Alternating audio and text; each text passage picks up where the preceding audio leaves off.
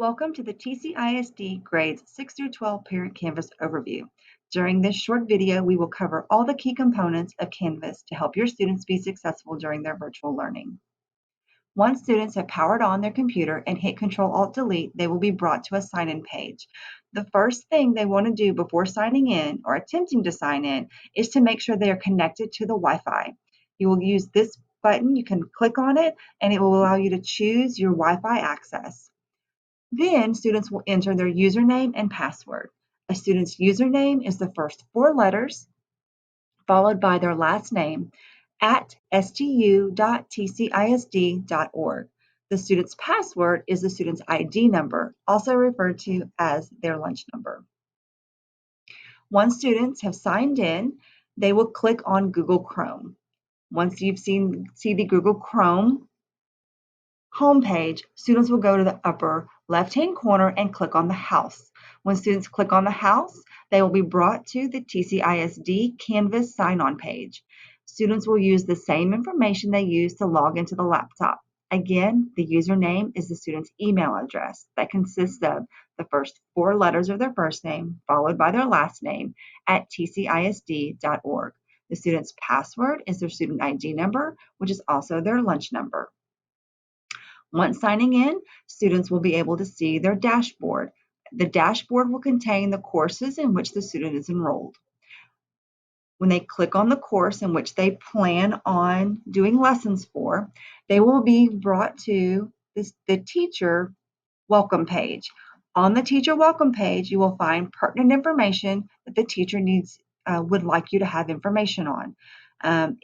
Each teacher page will be customized for that course.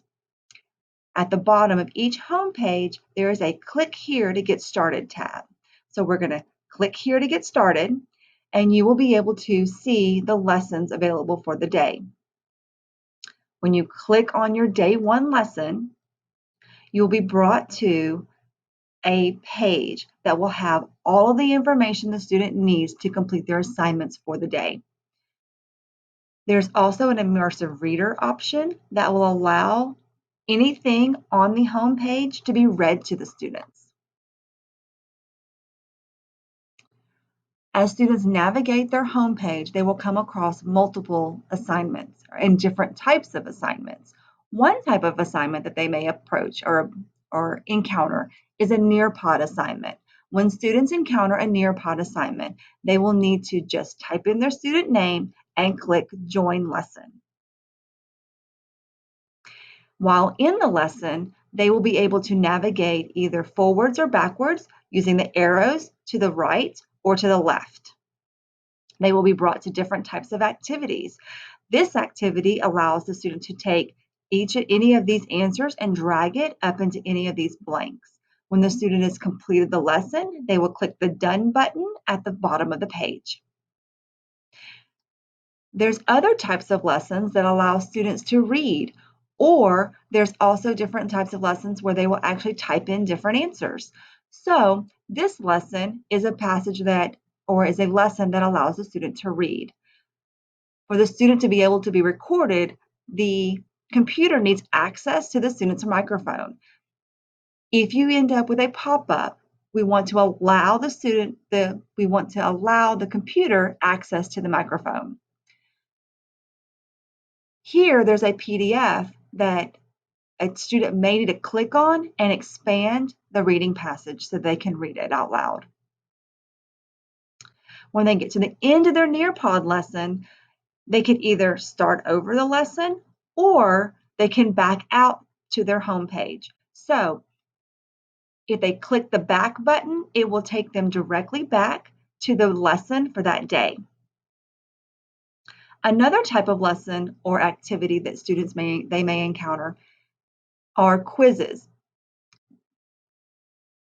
Just because it says it is a quiz doesn't mean that the teacher is taking that assignment as a quiz grade. It's probably just an assignment, but Canvas calls those lessons quizzes.